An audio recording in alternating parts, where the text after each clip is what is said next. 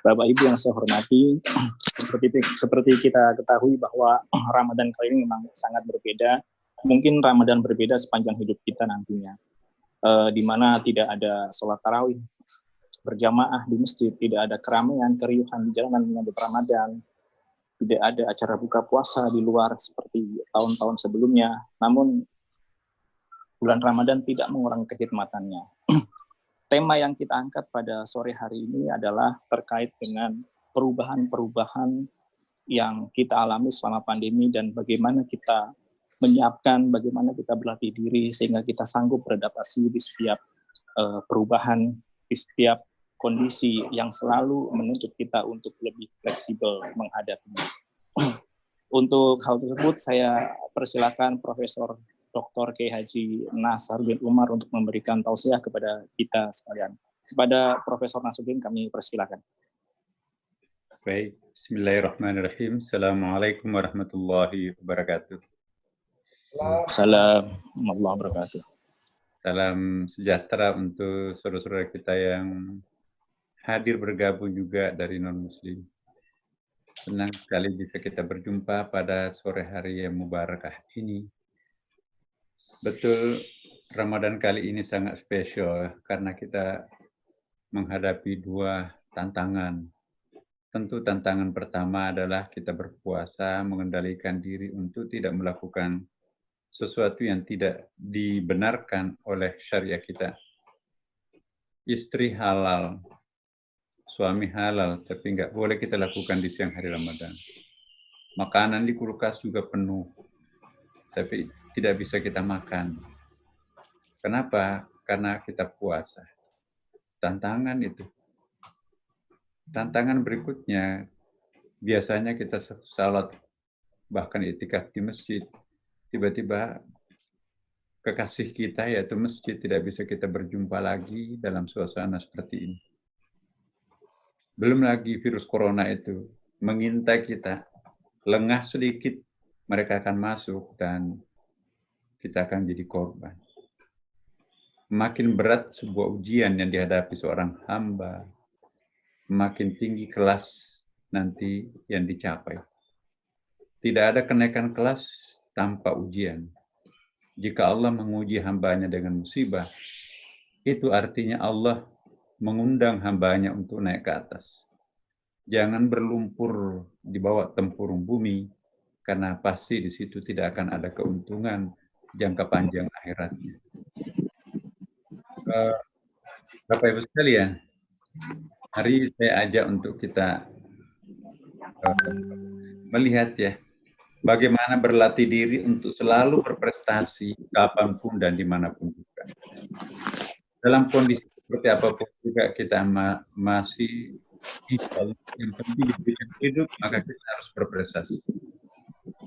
Nah, mari kita bersahabat dengan musibah. Saya ingin mengingatkan kepada kita semuanya bahwa musibah itu jangan dibenci, musibah itu jangan dimusuhi, musibah itu perlu kita ajak bersahabat. Saya ingin ingatkan kepada kita semuanya, semakin cinta kita, semakin dalam cinta kita kepada Allah Subhanahu wa Ta'ala, semakin takut kita kepada Allah, semakin respect seorang hamba itu, Allah itu kepada hambanya. Ya, saya ingin berikan satu contoh ya Bapak Ibu. Kalau kita dekat dengan Allah, maka seluruh makhluknya itu akan dekat dengan kita. Ya.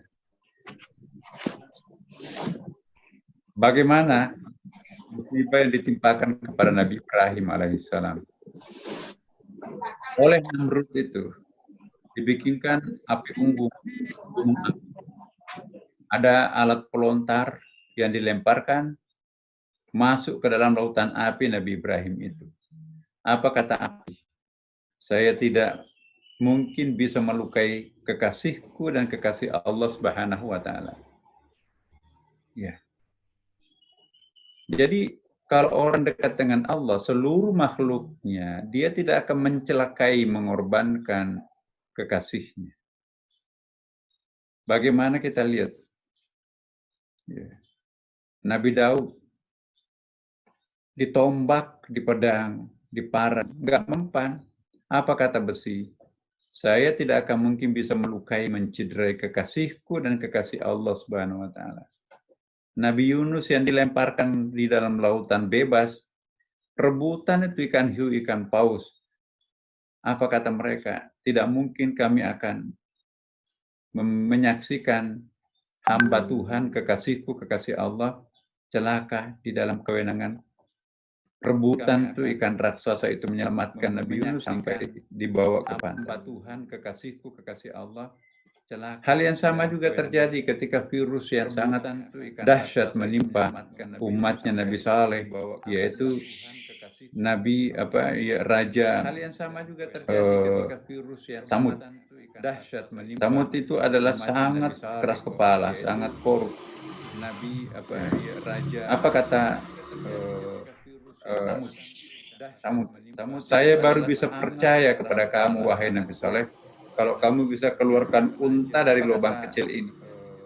Atas izin Allah, mukjizatnya Nabi Saleh, saya baru bisa percaya. Loncatlah unta itu, kalau kamu bisa kemudian begitu loncat dari lubang kecil menjadi unta raksasa. Allah, mukjizatnya Nabi Saleh, saya baru bisa percaya. Samud bukannya percaya, malah menuding Nabi Saleh itu sebagai tukang sihir.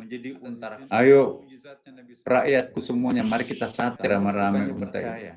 Malah menuding, Masya Allah, Nabi Saleh itu sebagai unta itu disembeli, kemudian disate, rakyatku semuanya dimakan ramai-ramai, mendemonstrasikan keangkuhannya terhadap Allah. Apa yang terjadi di dalam Al-Quran itu kan diabadikan, dimakan ramai-ramai. Dalam tempo 3 hari musnah mereka. Hari pertama berubah kulitnya menjadi kuning. Hari kedua berubah kulitnya menjadi merah. Hari ketiga berubah menjadi hitam. Ujung hari ketiga itu mereka mendengarkan suara fasfahu fi jarihim jatimin.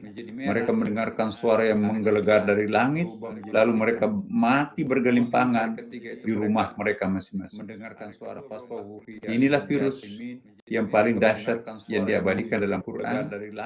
Ada ahli sejarah penyakit yaitu Profesor Ovid menuduh memprediksi bahwa inilah virus antraks.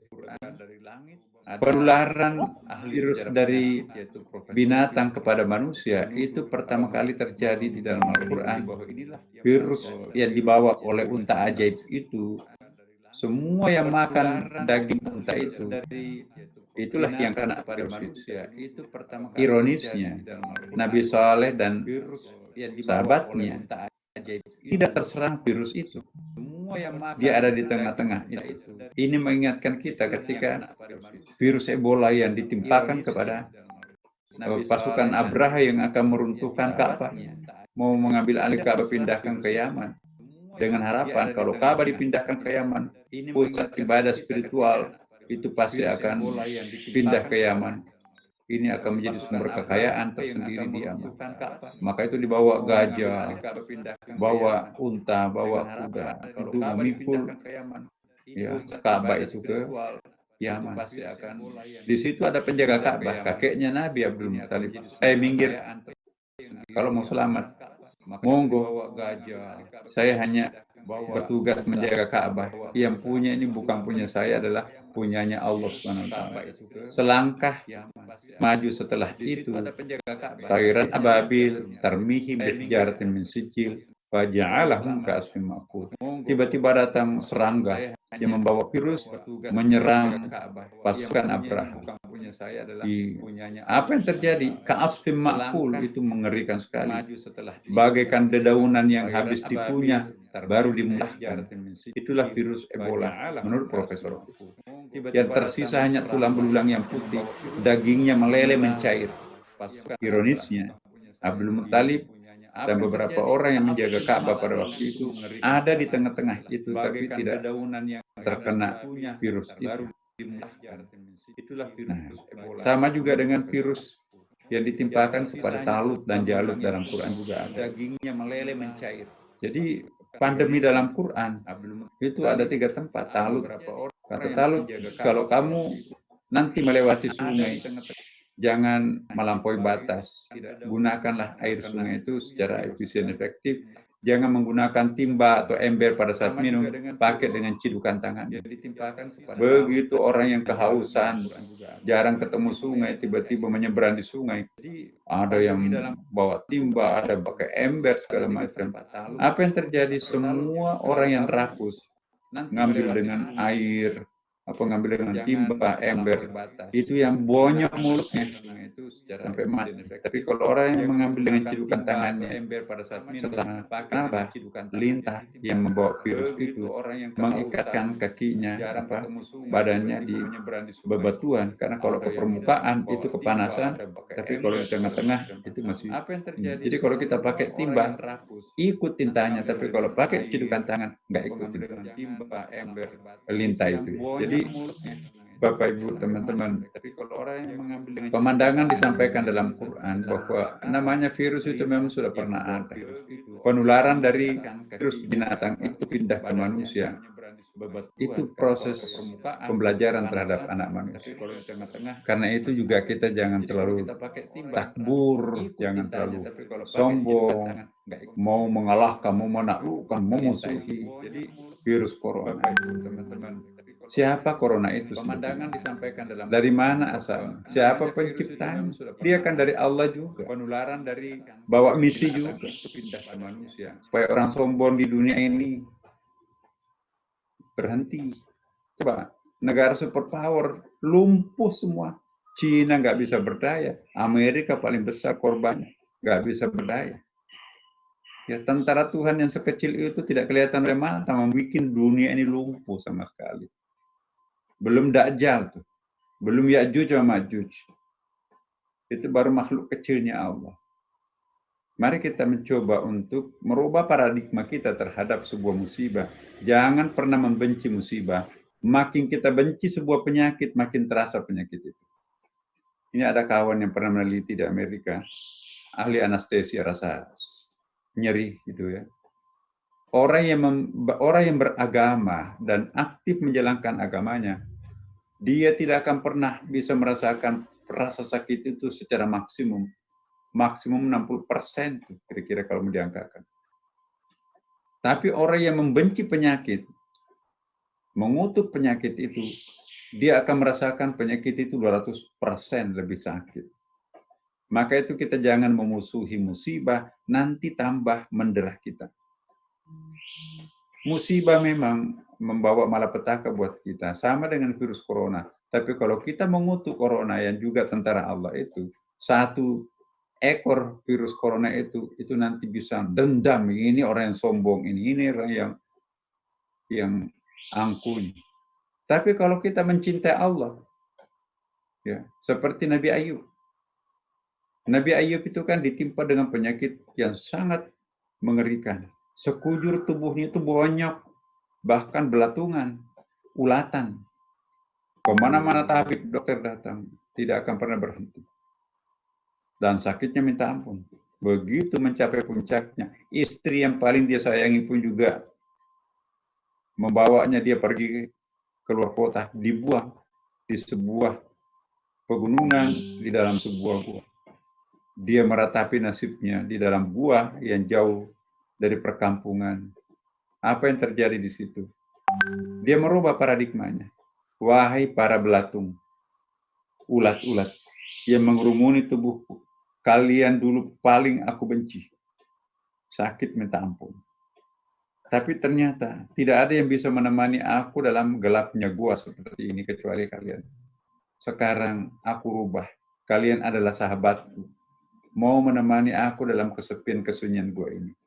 Jatuh belatungnya itu dipungut, makanlah sepuas-puasnya. Anehnya ketika ia bersahabat dengan belatung itu, ulat-ulat itu sembuh, enggak terasa sakit. Di pertengahan malam, ada ayatnya kan itu. Pukulkanlah kedua tumitnya di dalam gunung itu, di dalam gua itu. Begitu dipukulkan kedua tumitnya, enggak tahu suara apa itu yang berteriak sendirian di sana kan tiba-tiba ada suara. Pukulkanlah kedua tumitnya ke dalam tanah. Begitu dipukulkan kedua tumitnya, memancarlah 2 sumur di situ. Persis kisahnya dengan sumur Zam-Zam di Mekah. Memancar mata air di situ, dari situ dia minum, dari situ dia mandi. Apa yang terjadi keesokan harinya, Bapak Ibu? Sekujur tubuhnya yang belang, yang bonyok itu utuh kembali, bersih kembali, bahkan sama dengan pemuda yang seperti sebelumnya. Tampan, masuk kembali ke kota, mencari keluarganya. Mengemislah istrinya untuk rujuk kembali. Dalam Quran itu kan ada. Sudah terlanjur bernazar, kalau saya nanti dalam keadaan sehat, nanti ketemu istri saya membuang saya, pasti aku akan cambuk 100 kali. Nah, akhirnya ngemis istrinya mau rujuk kembali. Terlanjur ada nazar yang wajib ini kan. Maka Allah memerintahkan, ambillah seonggok rumput kecil, lalu cambuk istrinya sampai 100 kali. Ya, cambukan 1000 kali juga nggak terasa sakit kok. Tapi nazar tetap harus dilaksanakan. Ya, itu kepastian hukum. Apa yang terjadi, Bapak Ibu? Kalau kita bersahabat, mencintai dan takut kepada Allah Subhanahu wa taala, pasti seluruh makhluknya pun juga akan cinta terhadap kita. Seperti tadi. Rabi'ah Adawiyah, seorang sufi perempuan. Seorang sufi kan pencinta ilahi itu. Bercanda dengan harimau, ya binatang-binatang liar, burung-burung liar. Datanglah Hasan Basri, sufi juga. Berterbangan dia, pergi semua binatang buas itu lari masuk ke hutan. Tersinggung dia. Apa yang terjadi? Aku tersinggung kok, kenapa? Mereka meninggalkan aku, kamu enggak? Kata Rabi'ah Adawiyah, pasti engkau pernah memakan dagingnya, saudaranya. Kata Hasan Basri, sudah lama perut ini saya tidak pernah menjadikan sebagai kuburan. Jadi kalangan sufi itu menganggap orang yang suka makan daging itu menjadikan perutnya itu kuburan. Tidak mungkin, kata Rabi'ah. Ingat dulu, pasti kamu pernah. Oh iya, minyak sisa penggorengan orang di rumah saya yang mungkin pernah dipakai menggoreng daging, saya pakai menggoreng vegetarian itu. Oh itu dia. Jadi kalau kita bersahabat dengan sesuatu, dia juga bersahabat dengan kita. Bapak Ibu pasti pernah ke Eropa, pasti pernah ke Amerika. Namanya burung dara itu, namanya burung di Eropa. Kalau kita bawa makan, bertengger di tangan itu kan. Kenapa? Karena peraturan di tempat situ tidak boleh melukai. Kita kena denda kalau mengganggu burung-burung itu kan. Dalam hatinya dia nggak tahu kalau kita itu, dia sudah tahu kalau kita mau mengganggunya. Tapi kalau kita di Indonesia, Bapak Ibu pergi ke Jogja kan, sepanjang jalan Malioboro itu burung darah goreng, bakar. Maka itu burung merpati, jinak-jinak merpati kan. Dia mau makan, tapi begitu kita mau tangkap, lari dia. Tapi kalau di Eropa, bisa kita bercanda, pegang 10 ekor pun juga nggak akan. Karena dia tahu nggak mungkin orang ini akan melukai aku, pasti kena hukum di sana kan. Lihatlah pawang ular kobra yang kepalanya begitu kan. Dalam tempo 5 menit itu bisa mematikan orang karena racunnya kan. Tapi kalau pawangnya itu, apa yang dilakukan seorang pawang buaya, pawang harimau, pawang ular? Apakah ada kebencian terhadapnya? Enggak ada. Jadi dia membenci, enggak. Jadi selama cinta yang sangat dalam kita terhadap makhluk Allah, dia pun juga akan mencintai kita. Nah jadi kalau kita membenci, pasti juga ada imbalan baliknya, itu benci juga. Sebaliknya kalau kita mencinta, maka dia juga akan mencinta. Maka itu saya ingin mengingatkan kepada kita semuanya. Jangan membenci apapun dan siapapun. Cintailah sang penciptanya Allah Subhanahu wa taala, maka niscaya mereka juga akan mencintai kita. Apa kata para wali? Ya. Tidak pernah takut ya. Idh yaqulu li sahibihi la tahzan innallaha ma'ana. Jangan takut. Allah bersama kita kan. Dalam ayat. Bahkan ratusan, mungkin ribuan para wali berjalan di atas air. Tahu sahabat Tuhan lewat. Mari kita bantu. Tapi jangan sombong. Allah maha cerdas kan Bapak Ibu. Semua yang bersumber berasal dari Allah pasti juga ikut cerdas sama manusia kan. Jangan dikira mereka-mereka ini nggak cerdas. Cerdas. Wa in min syai'in illa yusabbihu bihamdihi. Tidak ada suatu apapun melainkan semuanya bertasbih kepada Allah. Walakin la ta'lamuna tasbihahum. Hanya kita nggak tahu tasbihnya kayak apa. Nah sekarang kita rubah benci menjadi cinta. Niscaya kedamaian makrokosmos akan terjadi. Dulu nenek moyang kita sangat akrab dengan alam. Itu artinya sukses menjadi khalifah kan. Ya. Ini ja'ilun fil ardi khalifah, kami diutus untuk menjadi khalifah. Nah, selama kita benar menjadi khalifah, alam semesta akan tunduk. Ada ayatnya kan. Wa sakhkhara lakum ma fis samawati. Kami tundukkan apapun yang ada di langit dan di bumi. Enak tuh. Air laut bisa membantu kita untuk mengantarkan kontainer ke Amerika, ke Cina, kemana-mana. Karena kita bersahabat dengan laut. Tapi kalau satu saat kita gagal menjadi khalifah, terlalu sombong kita menjadi khalifah di muka bumi ini, laut tidak akan pernah tunduk diperintah oleh manusia. Bahkan sebaliknya, menggulung menjadi tsunami, meluluhlantakkan semuanya. Lihat apa yang pernah terjadi, korban tsunami. Angin berfungsi sebagai penyerbukan, dalam ayatnya ada kan. Tidak mungkin kita makan jagung, mangga, itu perkawinan ya, buah apa namanya itu ya, kembang-kembang jagung dan kembang mangga itu penyerbukan, ilmu pertaniannya penyerbukan. Terjadi penyerbukan melalui angin. Angin yang menerbangkan putik-putiknya itu nanti masuk ke selangkangannya, terjadilah pembuahan. Itulah teori penyerbukan. Tapi angin bukan lagi menciptakan suatu kedamaian makrokosmos, menggulung menjadi angin puting beliung, menghancur luluh lantakkan. Kenapa mereka murka terhadap manusia? Langit menurunkan hujan, menumbuhkan semua tumbuh-tumbuhan. Sekarang seperti marah langit itu. Bongkar semua isinya langit itu. Hanyutlah yang perlu hanyut. Bumi yang begitu bersahabat kita tanami atasnya, ini sekarang meletus gunungnya, longsor tanahnya. Kenapa enggak tunduk? Padahal Allah mengatakan, wa sakhkhara lakum ma fis samawati.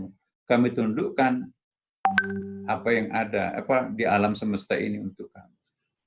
Nah, itu karena keadaan melampaui batas manusia itu kan. Dhaharal fasadu fil barri wal bahr bima kasabat aydin nas. Telah muncul tanda-tanda kerusakan di muka bumi ini dan di laut itu. Itu semuanya adalah karena ulah tangan-tangan jahilnya manusia itu.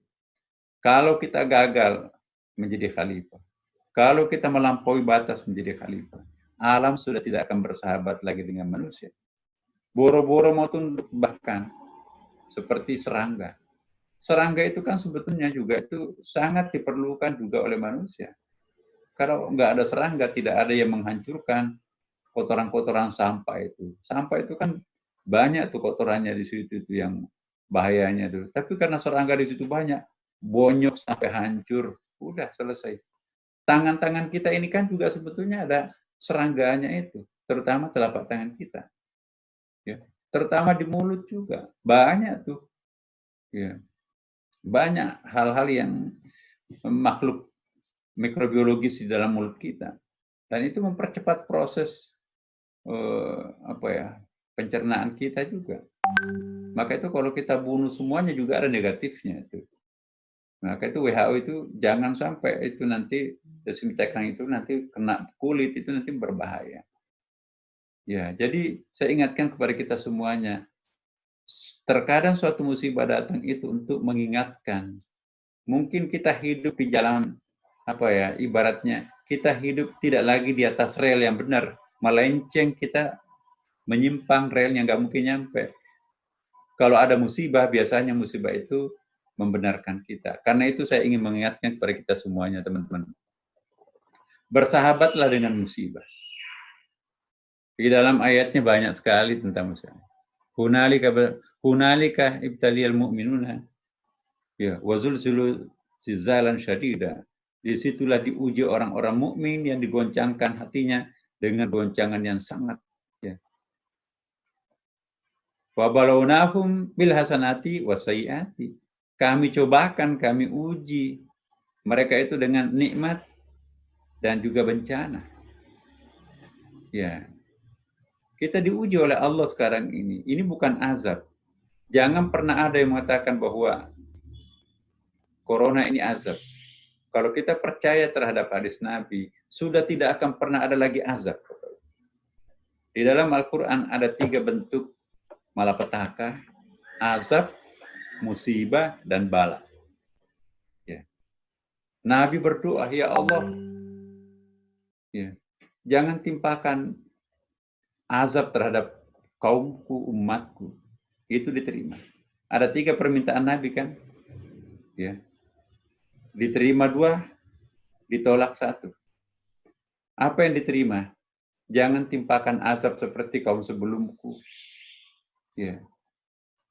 Kemudian yang ditolak itu, jangan pernah membiarkan umatku terpecah belah. Jadi Nabi Allah mengatakan enggak, yang ini itu sudah menjadi sunatullah, itu dinamika masyarakat itu pasti akan terjadi semacam itu. Tapi 1 poin, azab tidak akan pernah ditimpakan lagi umat Nabi Muhammad. Apa perbedaan azab, musibah, dan bala? Kalau azab hanya menimpa kaum kafir, tapi orang beriman tidak. Nabi Nuh kita lihat. Semua orang yang naik di perahunya Nabi Nuh aman, selamat. Tapi semua orang yang tidak naik di perahu itu orang kafir, termasuk istri dan anak-anaknya kan, korban di situ. Coba kita lihat wabah yang ditimpakan kepada Nabi Saleh. Nabi Saleh yang beriman dan umatnya enggak kena virus itu. Tapi orang kafir semuanya tak terkecuali habis. Ya. Kita lihat yang mati waktu Tayran Ababil itu adalah orang kafir, tapi orang yang beriman selamat. Nah, itu azab. Tapi kalau musibah, mau beriman, mau kafir, dua-duanya kena. Karena fungsi musibah itu bukan untuk menyiksa, untuk menguji, untuk membenarkan. Ya. Apa itu bala? Bala itu juga bentuk malapetaka, tapi itu lebih kepada sifatnya mekanikal. Mekanikal itu apa ya? Lebih bersifat teknikal ya. Ada orang dilarang, kamu jangan ngebut tengah malam begini kan, jam 2. Dia buka saringan motornya kenceng, di ujung jalan sana tuh nabrak tiang listrik. Kenapa? Lebih dari 40 orang yang mengutuk orang itu. Hati-hati. Kalau kita membuat keonaran, jengkel 40 orang ke atas, itu sama dengan doa bilisan yang mahal. Maka apa yang terjadi? Maka itu nanti malapetaka. Nah, jadi sembrono dalam menjalani kehidupan, akibatnya apa? Corona. Nah, Bapak Ibu sekalian, bagaimana berprestasi di tengah musibah?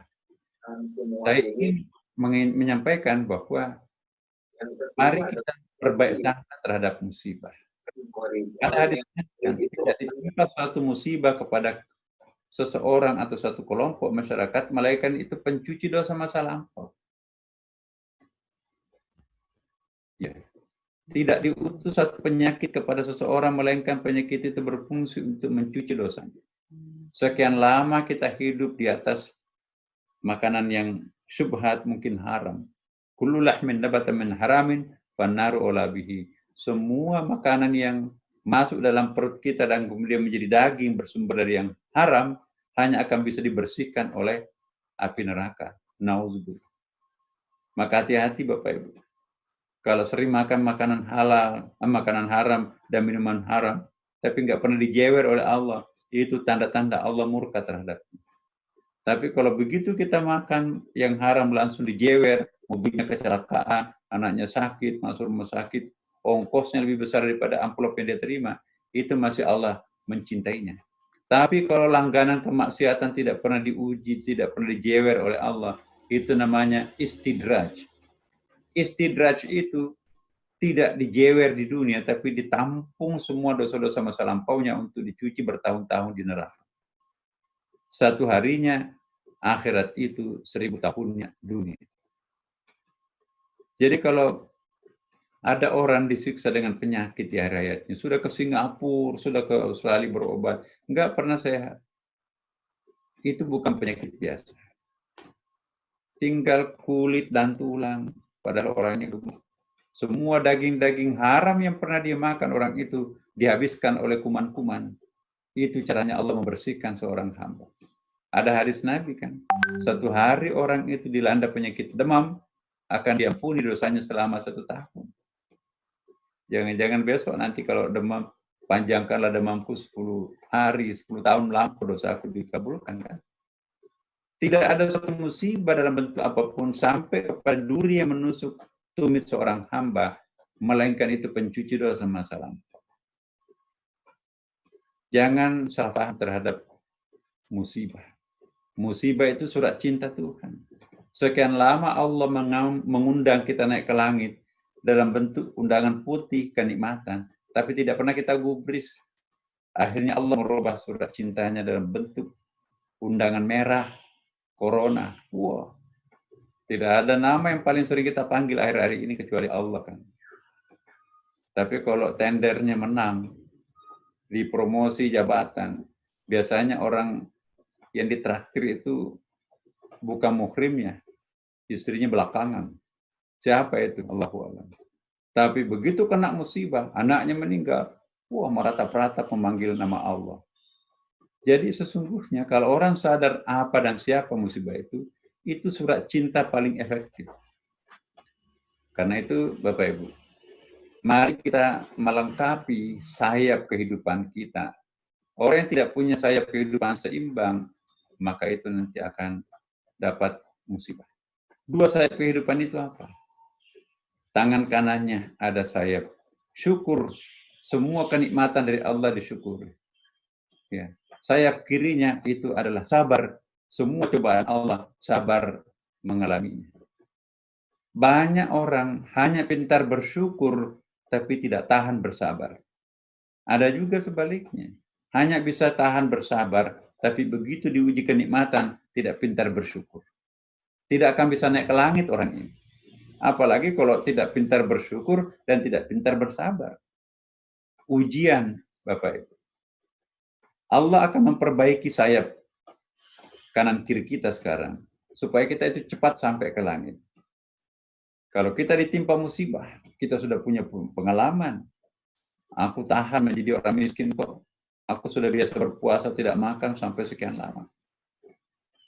Aku pisah dengan istri, aku tahan kok. Aku sudah lama, sudah 1 bulan hampir saya puasa tidak melakukan hubungan itu di siang hari. Jadi puasa itu latihan spiritual untuk menahan diri, bersabar dan seterusnya kan. Nah ada corona datang. Oh, ini musibah ini. Surat cinta Tuhan ini. Ya. Maka itu kita diminta menyiasati. Makhluk Allah itu pasti cerdas. Enggak ada siapapun makhluk Allah yang tidak cerdas. Karena itu terakhir saya ingin sampaikan kepada kita semuanya. Bapak Ibu, siapa lagi yang kita akan ikuti kalau bukan pemimpin pemerintah umara kita dan atau ulama kita? Iya. Nabi sudah enggak ada lagi. Tapi masih ada ahli waris spiritualnya Nabi, yaitu ulama. Al-ulama'u warathatul anbiya. Ahli waris spiritualnya Nabi adalah para ulama. Gak mungkin kedua pemimpin institusi ini mau mengkhianati rakyatnya. Saya tahu Bapak Ibu, kita sangat mencintai masjid, ingin i'tikaf. Tapi saya ingatkan, pergi ke masjid itu sunat. Salat tarawih di masjid itu sunat. I'tikaf itu juga sunat, nggak wajib kok. Yang wajib itu ialah memelihara kesehatan diri, menjaga keselamatan kesehatan keluarga. Jangan sampai kita atas nama agama, tapi kita mengedepankan yang sunat, membelakangkan yang wajib, keliru dalam beragama. Ya. Yang menurunkan penyakit ini yang menyebabkan kita tidak ke masjid, Allah juga. Rumah itu jadi masjid kita. Apa kata hadis Nabi? Al-ardu masjidun. Semua permukaan bumi ini adalah masjid. Ya. Jadi masjid itu definisinya perlu kita clearkan. Ya. Masjid secara khusus memang bangunan masjid, tapi masjidnya para petani adalah pematang sawahnya. Masjidnya para nelayan adalah perahunya. Masjidnya para tukang kebun adalah bawa pohonnya. Masjid kita yang tidak boleh keluar kemana-mana adalah rumah kita. Sajadah itu tempat sujud kita, itu masjid itu. Dimanapun kita sujud, maka di situ adalah masjid kita. Mungkin kita sekarang lebih khusyuk salat di rumah daripada di masjid. Coba kalau maksain diri pergi ke masjid, samping kanan kiri batuk, waduh, aku disemprot corona ini. Pasti ini bahaya ini. Karena satu kali orang bersin, 70.000 kuman itu bertebaran, itu kata hadis Nabi. Nah, kalau di rumah nggak ada orang bersin, nggak ada orang batuk, nyesal. Akhirnya di masjid nggak khusyuk juga. Jadi Bapak Ibu, inilah mari kita beragama secara benar. Darul mafasid dan muqaddamun ala jalbil masalih. Ya, menolak bahaya itu lebih utama daripada mengejar manfaat. Ini kaidah. Ad-darurat tubihul mahdurat. Dalam kondisi darurat boleh kita lakukan apa yang tadinya nggak boleh. Ya. Jangan beribadah melampaui batas. 2 ayatnya dalam Quran itu namanya al-ghulu. Beribadah pun juga tidak boleh melampaui batas. Ya, banyak hadisnya, banyak ayatnya. Karena itu Bapak Ibu sekalian, mohon maaf kalau apa yang saya sampaikan di sini mungkin berbeda dengan keyakinannya. Tapi saya sampaikan, ini pesan Nabi. Mengapa Nabi sampai meninggalkan umatnya di Mekah?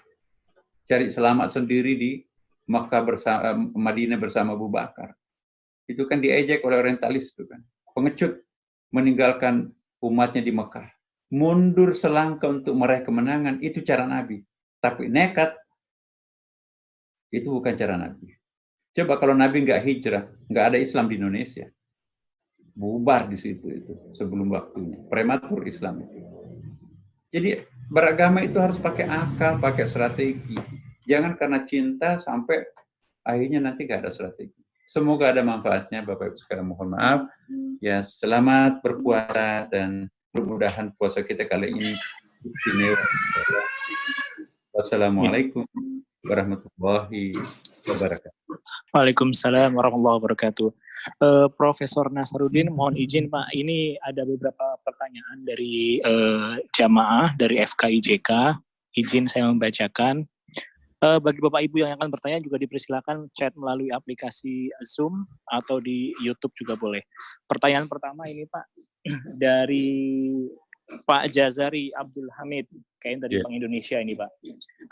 Ini pertanyaan beliau adalah, sering orang beribadah dianggap berlebihan dan dikira menyiksa diri, seperti sholat tarawih 20 rakaat atau lebih, atau zikir dengan beribu-ribu kali.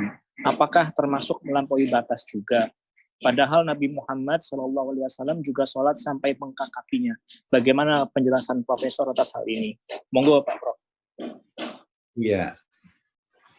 Apapun yang melampaui batas, itu nggak boleh.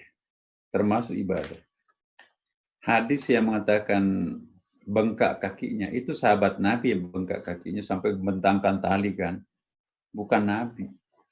Bahkan Nabi didatangi sahabat, ya Rasulullah, alhamdulillah saya nggak pernah lagi makan siang. Kenapa? Saya puasa daim. Hai, ya fulan, saya Nabi, saya Rasul, tapi saya tidak pernah puasa terus-menerus. Kalau mau ya Senin Kamis satu puasa daun. Datang lagi sahabat, alhamdulillah ya Rasulullah, saya tidak pernah lagi tidur malam. Kenapa? Saya salat melulu, terus-menerus beribadah. Ya fulan, saya Nabi, saya Rasul, tapi tidak melakukan seperti itu. Beri haknya matanya juga untuk istirahat. Ya Rasulullah, sahabat lain, saya tidak pernah berhubungan suami istri lagi. Kenapa? Beribadah terus. Saya Nabi, saya Rasul, berikan hak istri dan aku juga. Jadi beragama itu ada takarannya. Ya. Suatu saat Rasulullah itu, ya udah nggak usah ke masjid, ini hujan deras. Kita hujan corona kan. Lebih bahaya mana hujan dan corona? Hujan pun juga Nabi memberikan pembenaran tidak usah ke masjid, apalagi kalau hujan corona. Ya, firru minal juzami, firara minal asad. Larilah kamu kalau kalian melihat orang berpenyakit menular, juzam pada waktu itu ya, seperti kamu melihat singa. Jangan mengunjungi suatu tempat di mana wabah itu menular di suatu tempat, yang sudah terlanjur ada di situ jangan keluar. Itu karantina 14 abad yang lampau. Nabi lah yang memulai sistem karantina itu. Hadis Bukhari loh. Nah, jadi apakah tidak melampaui batas sampai 40 kali Yasin, misalnya ribuan kali Asmaul Husna. Nah, tergantung.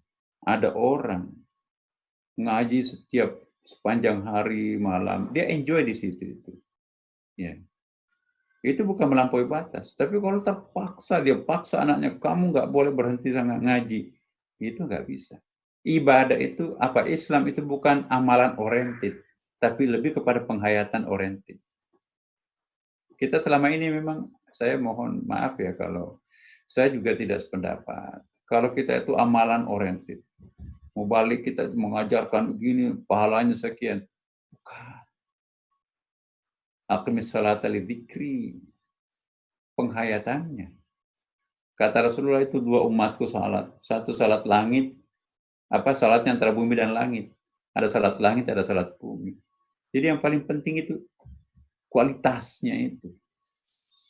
Nah, salat tarawih misalnya, memang ya di mana-mana kita lihat salat tarawih itu 20 rakaat. Di Mekah, hanya Indonesia itu kita lihat ada 8 rakaat. Tapi kalau kita lihat negara Islam mana di masjid rayanya itu tidak 20 rakaat. Ya hanya di Indonesia itu. Malaysia tetangga kita itu enggak. Ya, memang ada sumbernya dari Aisyah radhiyallahu anha. Tapi yang ya udah kita tidak usah perdebatkan, daripada enggak tarawih lebih baik 8. Ada lagi 8 itu cuma 2 kali salam. Saya tidak menemukan hadisnya yang sahih tentang 2 kali salam 8 rakaat. Ya. Kita memang pernah menemukan qaul itu kalau salat sunat tasbih.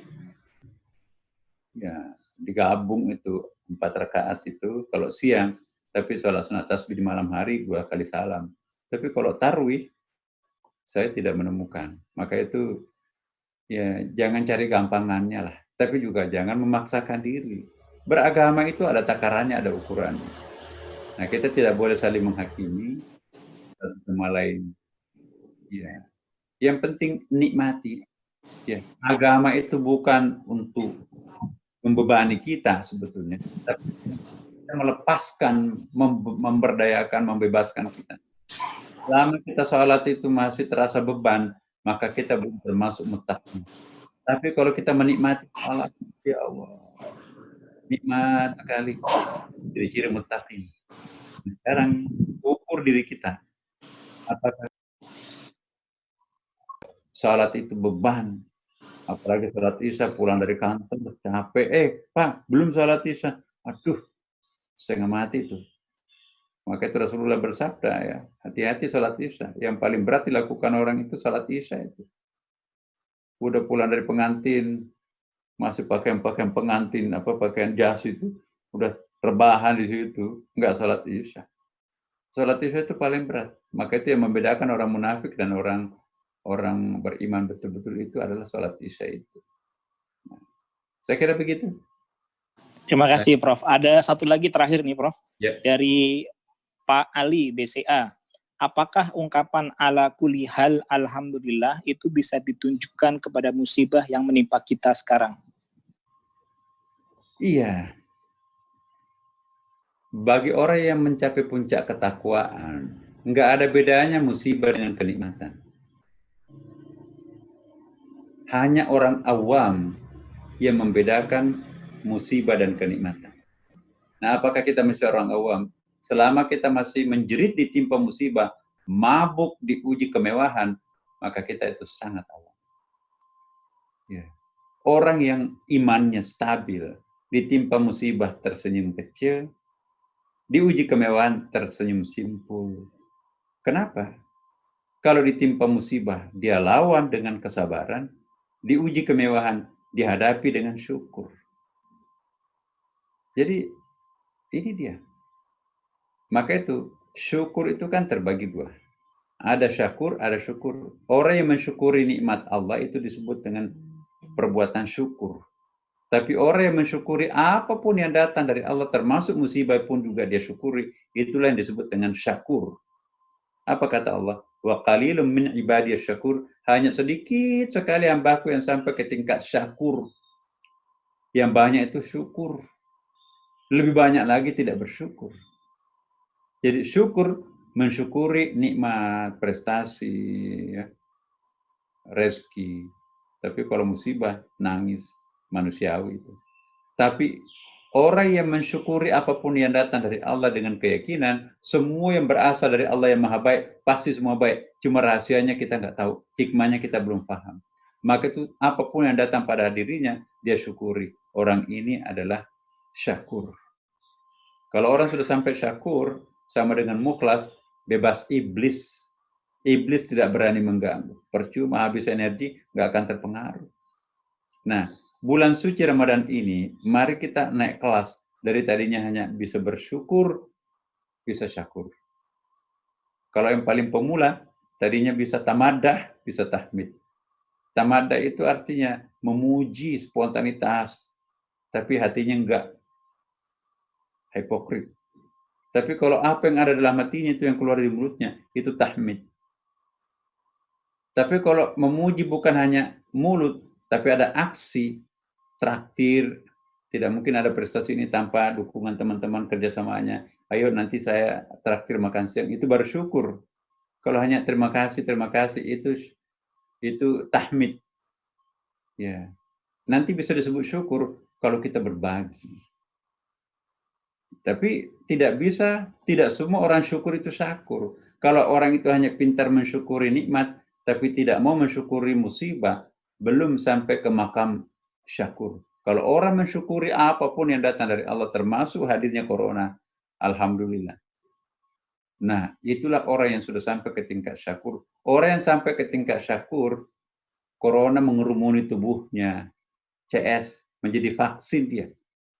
Aku akan jadi perisai terhadap corona nakal.